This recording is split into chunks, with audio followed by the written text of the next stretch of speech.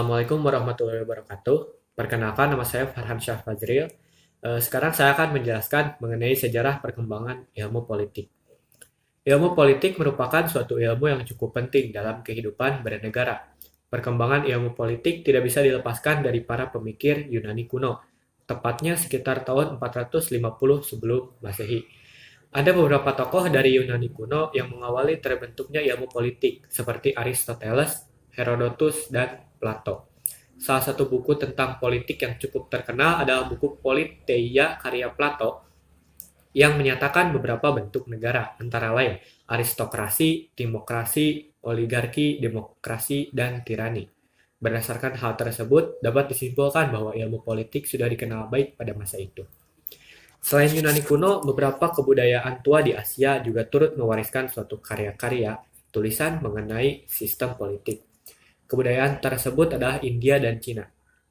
Di India ada suatu karya literatur yang mengenai politik yang dituliskan dalam kesusastraan yang bernama Dharma Sastra dan Artha Sastra. Kitab Dharma Sastra berisi tentang aturan atau hukum bagi penganut agama Hindu, sehingga dikenal sebagai kitab hukum pertama dalam agama Hindu. Sedangkan kitab Artha Sastra berisi tentang aturan-aturan politik dan pemerintahan yang berdasar pada kitab Veda. Jadi, kedua karya sastra tersebut menjadi suatu bukti atas berkembangnya ilmu politik dan pemerintahan di wilayah India. Di wilayah Cina, tokoh yang cukup terkenal dalam perkembangan ilmu politik adalah Confucius dan Mencius, yang pemikirannya masih dikenal hingga sekarang, yang disebut Konfusianisme. Selain Cina dan India, Romawi kuno juga memberikan suatu perkembangan bagi ilmu politik dan pemerintahan. Hal ini dibuktikan dengan diterapkannya sistem trias politika di Romawi kuno. Lembaga eksekutif dibuktikan dengan adanya Raja Romawi. Legislatif dibuktikan dengan adanya Dewan Senat Romawi. Dan yudikatif dibuktikan dengan adanya Questor Parisidi yang berperan untuk menangani kasus-kasus kriminal dan bergerak atas perintah raja. Di Indonesia, perkembangan ilmu politik tentang negara dan pemerintahan juga cukup terlihat. Dibuktikan dengan adanya kitab Pararaton, Negara Kartagama, dan Baban Tanah Jawi, serta Kaba dari Minangkabau. Karya-karya tersebut yang tentu saja berkaitan erat dengan ilmu politik, secara tersirat menyampaikan suatu pemikiran mengenai pemerintahan dan juga tata negara.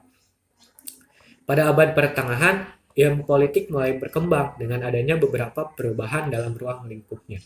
Ilmu politik yang awalnya masih terikat dengan aspek-aspek mengenai mitos serta tergabung dengan filsafat seperti tujuan hidup.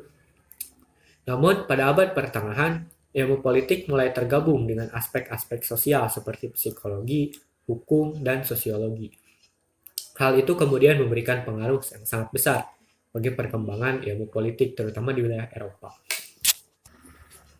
Di wilayah Eropa, ilmu yang paling berpengaruh dalam perkembangan ilmu politik adalah ilmu hukum.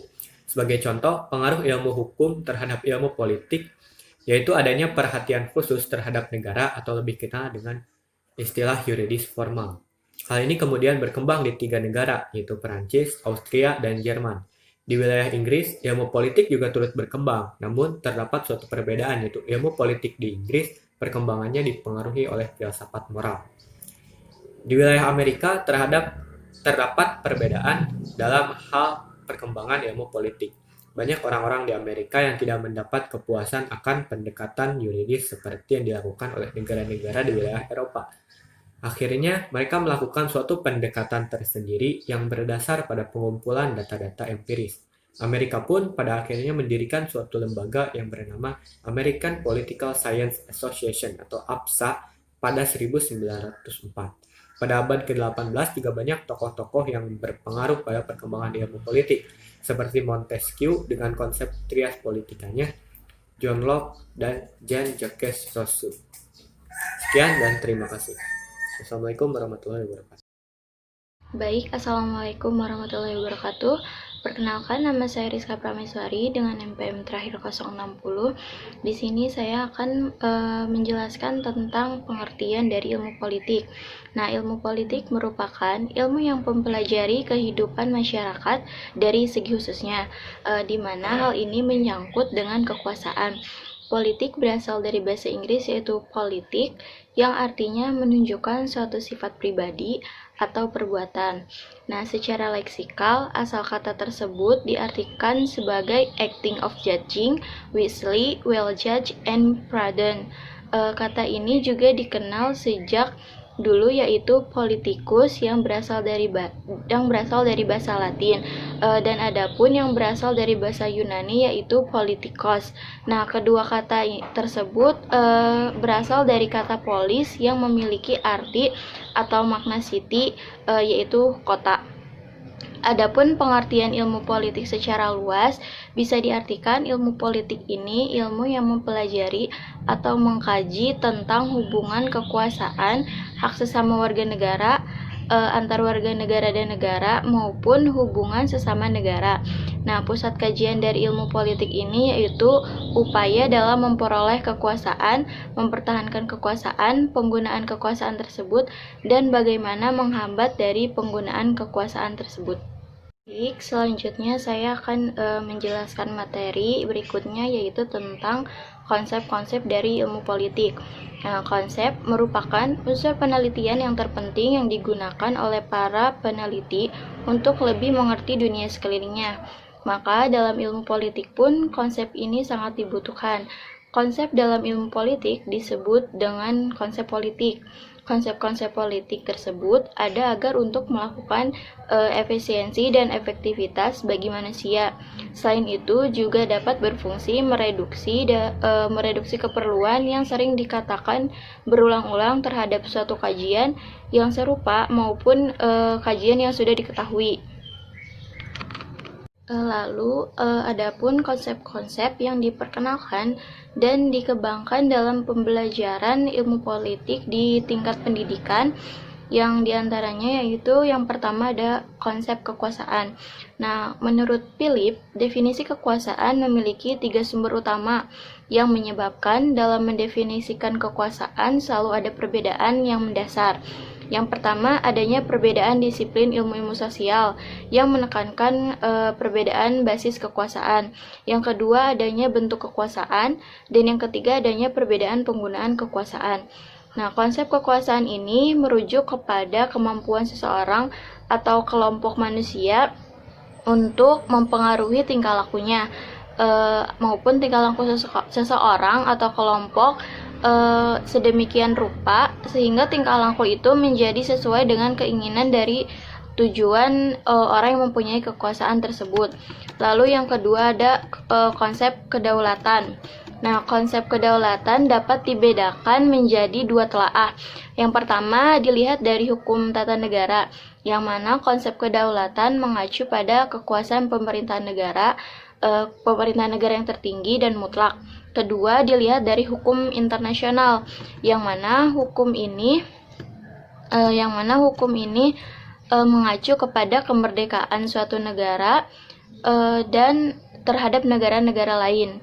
Lalu pada dasarnya kedaulatan merupakan kekuasaan tertinggi untuk membuat dan melaksanakan undang-undang dengan semua cara yang tersedia, termasuk cara-cara kekuasaan. Lalu yang ketiga ada konsep kontrol sosial. Konsep kontrol sosial mengacu kepada peraturan atau pengaturan tingkah laku manusia oleh kekuatan sosial yang dilakukan di luar pemerintah untuk memelihara menurut hukum dan aturan itu yang muncul di tiap-tiap masyarakat maupun institusi. Dengan demikian, kontrak sosial merupakan doktrin bahwa pemerintah itu didirikan untuk dan oleh rakyat yang melandasi semua negara menyatakan dirinya demokratis. Lalu yang keempat ada konsep negara. Nah, negara ini adalah integrasi dari kekuasaan politik.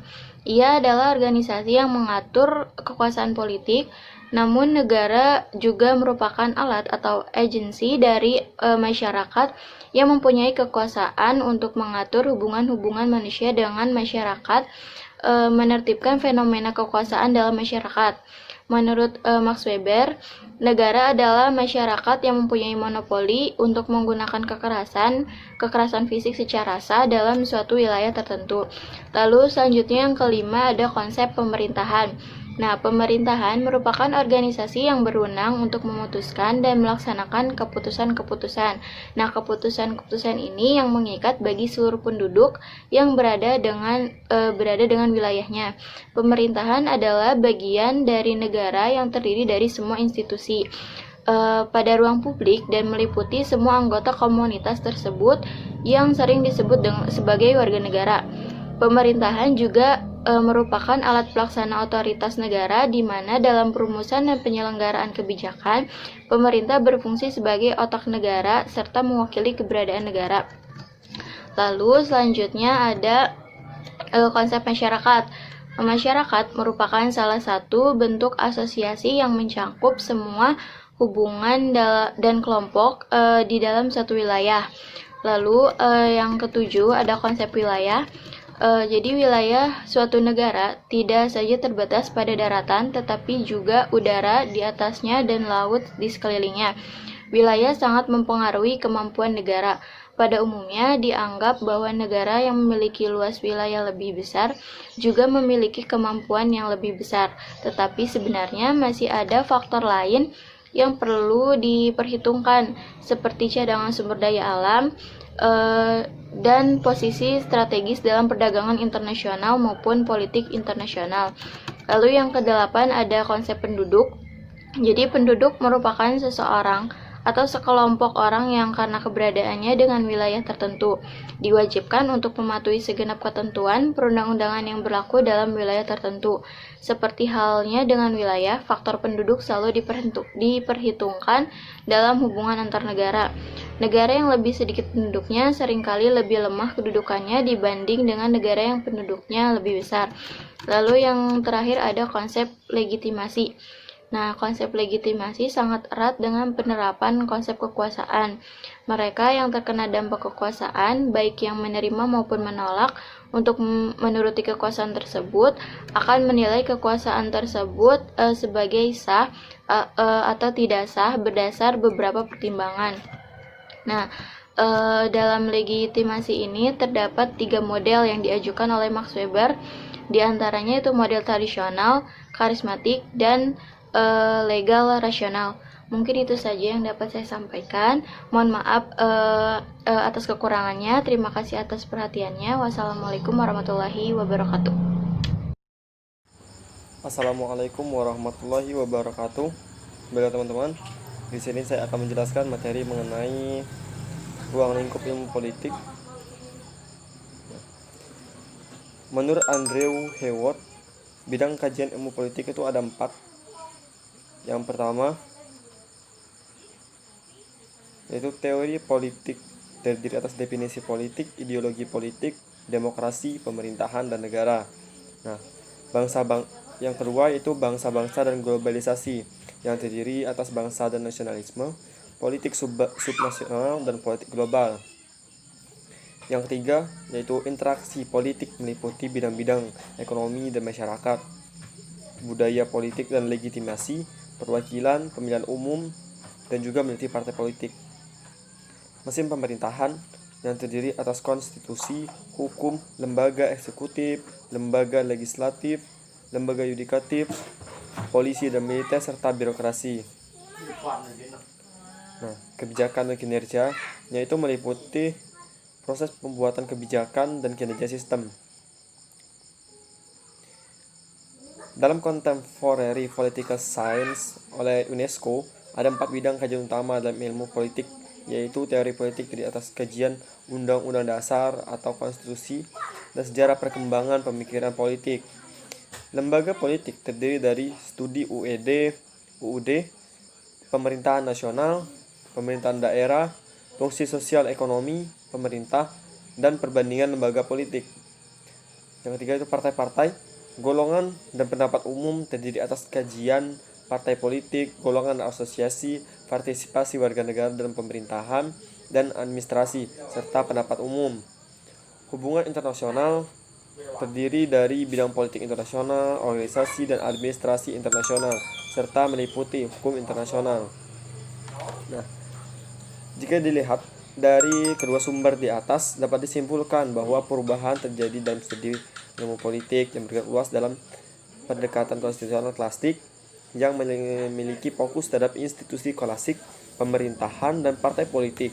Nah, ilmu politik itu banyak berhubungan dengan ilmu sosial lainnya seperti sosiologi, kriminologi, ekonomi, psikologi, dan lain-lainnya, sehingga banyak bermunculan politik-politik kontemporer.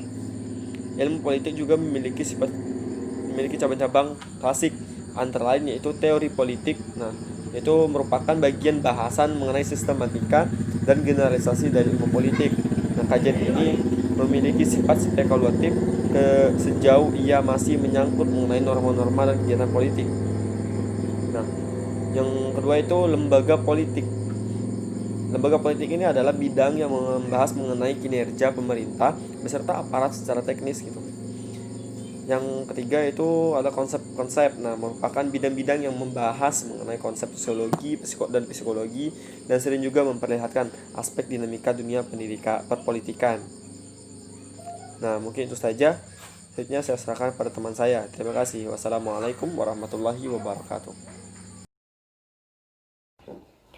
Assalamualaikum warahmatullahi wabarakatuh. Perkenalkan, nama saya Nurul Aulia Rahmah, NPM 2021711710444.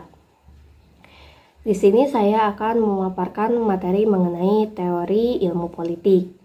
Teori politik berasal dari dua suku kata, yaitu teori dan politik. Teori bisa diartikan sebagai cara, model, kerangka sebuah pemikiran atau pendapat yang dikemukakan sebagai suatu keterangan atau kejadian. Sedangkan politik bisa diartikan sebagai sebuah negara yang diambil dari kata polis dari bahasa Yunani.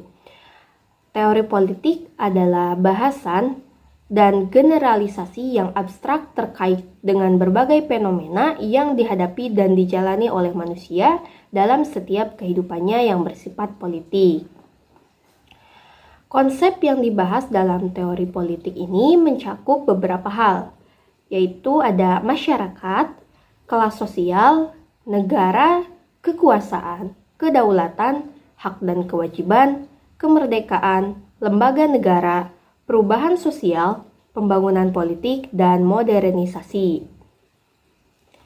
Macam-macam teori menurut Thomas P. Jenkins dalam bukunya yaitu The Study of Political Theory.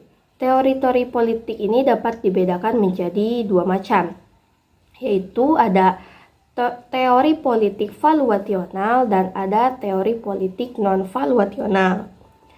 Teori politik valuasional sendiri adalah teori atas dasar moralitas dan menentukan norma politik yang bertujuan untuk menentukan pedoman atau patokan yang bersifat moral dan sesuai dengan norma-norma.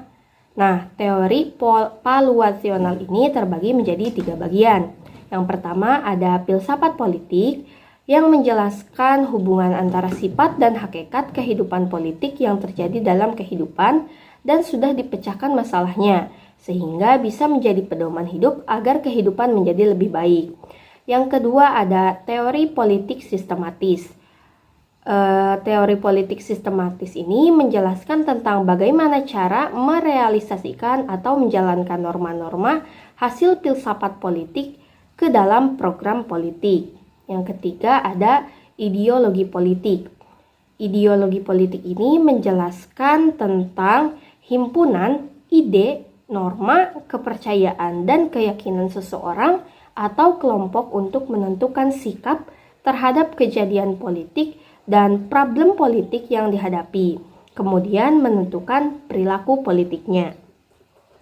Yang kedua ada teori politik non-valuasional. Nah, teori politik non-valuasional ini menggambarkan atau membahas fenomena dan fakta politik dengan tidak mempersoalkan norma dan nilai, guna mensistematisir fakta-fakta politik dan menyimpulkan dalam generalisasi. Nah, sekian dari saya. Mohon maaf apabila ada kesalahan. Assalamualaikum warahmatullahi wabarakatuh.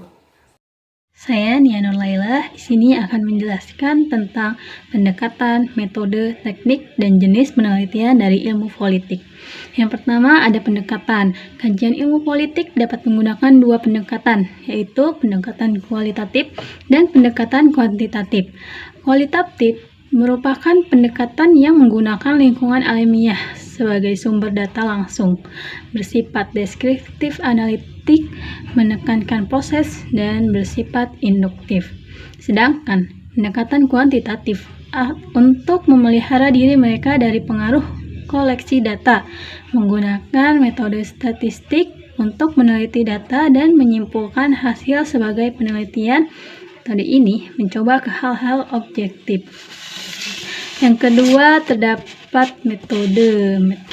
Di sini terdapat 5 metode yang digunakan dalam ilmu politik, yaitu metode deskriptif. Metode deskriptif adalah prosedur pengkajian masalah politik untuk memberikan gambaran terhadap kenyataan yang ada secara akurat. Yang kedua, terdapat metode analisis. Metode analisis menekankan pada penelaahan secara mendalam terhadap masalah politis yang disusun secara sistematis dengan memperlihatkan hubungan fakta satu dengan yang lainnya. Yang ketiga, metode evaluatif. Metode evaluatif merupakan serangkaian usaha penelaahan fenomena politik yang bersifat menentukan terhadap fakta yang dikumpulkan dengan dasar pada norma-norma. Yang keempat, metode klasifikasi. Metode klasifikasi adalah metode yang melandaskan pada pengelompokan objek secara teratur yang masing-masing menunjukkan hubungan timbal balik. Yang terakhir, yang kelima, yaitu metode perbandingan. Metode perbandingan merupakan metode kajian politik yang menitik beratkan pada studi persamaan dan perbedaan atas dua objek. Yang ketiga, terdapat teknik. Teknik yang banyak digunakan dalam ilmu politik banyak ragamnya. Di antaranya, yang pertama, questionnaire, yaitu teknik memperoleh data melalui sejumlah pertanyaan yang disusun dan dikirim kepada orang-orang tertentu. Yang kedua, interview, yaitu teknik memperoleh data dengan cara tanya jawab dua orang atau lebih secara lisan maupun tulisan. Yang ketiga, opinioner. Opini merupakan pendapat pribadi yang terstruktur dan sistematis bersifat penilaian ataupun simpulan akhir tentang suatu hal atau masalah, tidak selalu berdasar pada fakta atau pengetahuan. Yang keempat, partisipan observer. Observasi sangat umum dilakukan oleh ahli antropologi, sosiologi, dan psikologi. Dengan variannya diantaranya terdapat pengamatan langsung dan tidak langsung, partisipan atau non-partisipan, terbuka atau tertutup, dan terstruktur atau tidak terstruktur. Yang kelima, case study, yaitu berfokus pada satu atau beberapa masalah yang diselidiki secara terus-menerus, detail, dan menggunakan berbagai teknik pengumpulan data. Yang keenam, ada analisis dokumen, yaitu penggunaan sumber-sumber data tertulis seperti dokumen, laporan, statistik, catatan tertulis, dan material lainnya seperti media visual. Yang keempat, yaitu jenis penelitian. Dalam kajian ilmu politik, dapat digunakan dengan dua pendekatan atau jenis penelitian, yaitu penelitian kualitatif dan penelitian kuantitatif. Penelitian kualitatif merupakan penelitian yang menggunakan lingkungan alamiah sebagai sumber data langsung yang bersifat deskriptif, analitik, menekankan proses, bersifat induktif. Sedangkan penelitian kuantitatif mencoba untuk memelihara diri mereka dari pengaruh koleksi data. Instrumennya yang variasi seperti psikometrik yang dibentuk mapan seperti melalui tes, menguji, dan menstandarisasi daftar observasi maupun wawancara terbuka maupun tertutup, mengutamakan metode statistik untuk meneliti data dan menyimpulkan sebagai hasil penelitian. Sekian dari saya, terima kasih. Baik, bismillahirrahmanirrahim. Assalamualaikum warahmatullahi wabarakatuh. Perkenalkan, nama saya Muhammad Nur Alamsyah, NPM 024. Sebelumnya di sini saya akan membahas mengenai materi generalisasi dalam ilmu politik. Sebelum membahas generalisasi dalam ilmu politik secara lebih jauh, langkah baiknya kita memahami apa itu generalisasi. Generalisasi secara umum adalah proses penalaran yang bertolak dari sejumlah fenomena individual atau khusus menuju kesimpulan secara umum. Nah, sedangkan dalam IPS, generalisasi merupakan pernyataan hubungan dua konsep atau lebih. Nah, jadi generalisasi dalam ilmu politik adalah hubungan dua konsep ilmu politik atau lebih. Nah, atau generalisasi itu merupakan hubungan sebab akibat dan ide abstrak. Atau bisa juga disebut dengan hukum atau prinsip ilmu politik. Misalnya, pertama, jika pemimpin suatu negara menyalahgunakan kekuasaannya demi kepentingan pribadi, maka cepat atau lambat akan datang gerakan massa yang tidak bisa dibendung sebagai respon atas tindakan penyalahgunaan kekuasaan tersebut.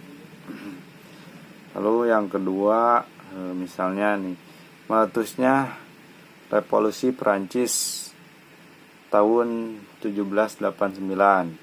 Salah satu penyebab yang dominan adalah disebabkan raja-raja Prancis berkuasa secara absolut. Dalam arti tiadanya kedaulatan rakyat Prancis yang dijunjung tinggi oleh pemerintah. Nah, yang ketiga itu dalam setiap pemerintahan, institusi masyarakat maupun pemerintahan diperlukan suatu kontrol sosial untuk memudahkan pengawasan jalannya suatu mekanisme perjanjian dan pemerintahan yang telah disepakati. Lalu keempat, yaitu adanya peraturan dan undang-undang dalam kehidupan bernegara pada hakikatnya dimaksudkan untuk menertibkan jalannya roda pemerintahan dengan tertib, aman, dan berkesinambungan. Lalu yang kelima, pemerintahan yang diktator sering menimbulkan suatu gerakan masyarakat bangsa untuk melakukan suatu revolusi yang mengarahkan perlawanan terhadap rezim lama ketika menekan kebebasan dan menentang pembaharuan. Seperti contohnya pas zaman reformasi mungkin. Lalu yang keenam yaitu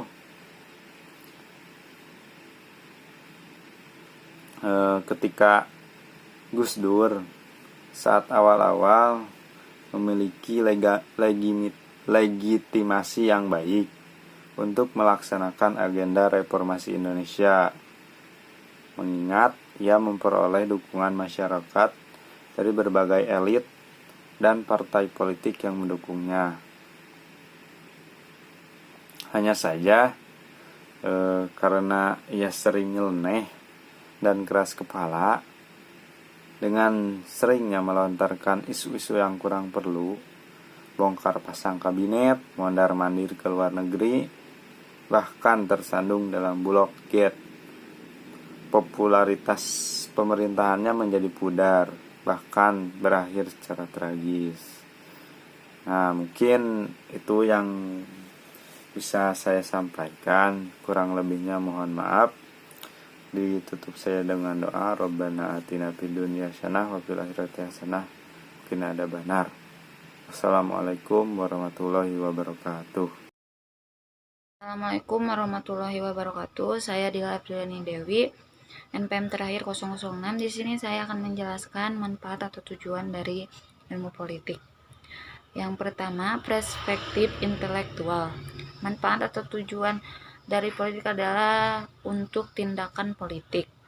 Agar dapat bertindak dengan baik secara politik, orang perlu mempelajari asas dan seni politik dan nilai-nilai yang dianggap penting. Jadi, perspektif intelektual dalam politik adalah perspektif yang mempergunakan diri sendiri sebagai titik tolak, sebab perspektif itu bertolak dan dibangun berdasarkan apa yang dianggap salah oleh individu itu dan individu tersebut yang memperbaikinya. Yang kedua, perspektif politik. Pandangan intelektual mengenai politik tidak banyak berbeda dengan pandangan politisi. Jika politisi bersifat segera, sedangkan intelektual dapat menjadi politisi jika ia mampu memasukkan masalah politik dalam pelayanan suatu kepentingan atau tujuan. Jika tujuan pertama politisi adalah memperoleh kekuasaan, maka tujuan yang kedua adalah mempertahankan kekuasaan. Yang ketiga, perspektif ilmu politik. Dalam hal ini, politik dipandang sebagai ilmu. Ia menilai dari sisi intelektual dengan pertimbangan kritis serta memiliki kriteria yang sistematis. Pendirian ini memandang pada kebutuhan ke depan untuk meramalkan akibat tindakan politik maupun kebijaksanaan para politisi. Para politisi memandang politik sebagai pusat kekuasaan publik. Kaum intelektual memandang politik sebagai perluasan pusat moral dan dari diri. Dengan demikian, politik sebagai ilmu menaruh perhatian pada dalil-dalil keabstrahan, percobaan, hukum, dan keagamaan. Sekian dari saya. Wassalamualaikum warahmatullahi wabarakatuh. Assalamualaikum warahmatullahi wabarakatuh. Saya Nia Nur Laila akan menjelaskan tentang hubungan ilmu politik dengan ilmu lainnya. Yang pertama, hubungan antara ilmu politik dengan ilmu sejarah. Ilmu politik berhubungan dengan ilmu sejarah karena berkaitan dengan pola-pola sejarah yang bisa memberikan petunjuk di masa depan. Misalnya, ketika para ilmuwan politik mencoba memprediksi arah yang mungkin diambil oleh ekonomi politik global, mereka akan mengandalkan sejarah untuk memprediksi perilaku politik. Yang kedua, ilmu politik dengan ilmu sosiologi. Terdapat hubungan simbiosis antara ilmu sosiologi dan ilmu politik, karena ilmu politik dan ilmu sosial berusaha memahami dan mempelajari perilaku masyarakat. Ilmu politik dengan ilmu filsafat. Perilaku politik dan pemerintahan dipelajari dalam kerangka filsafat politik yang berkaitan dengan gagasan abstrak tentang peran negara dan hubungan rakyat dan negara dengan penekanan pada pemahaman konsep-konsep kesejahteraan publik dan kebaikan sosial yang lebih besar. Yang keempat yaitu hubungan ilmu politik dengan ilmu psikologi. Psikologi mempelajari psikis seorang dalam masyarakat. Ada titik temu antara politik dan psikologi, di mana mereka sama-sama peduli dengan bagaimana masyarakat berperilaku. Sekian dari saya. Assalamualaikum warahmatullahi wabarakatuh.